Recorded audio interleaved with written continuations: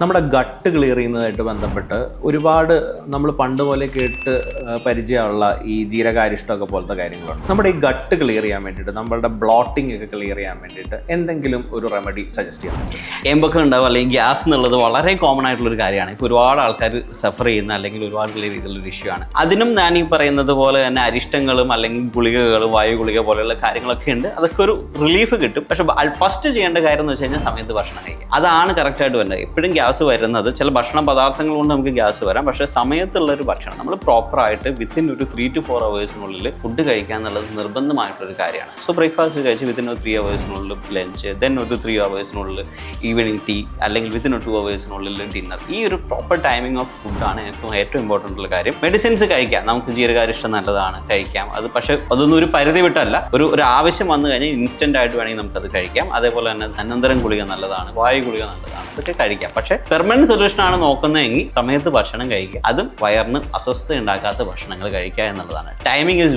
very very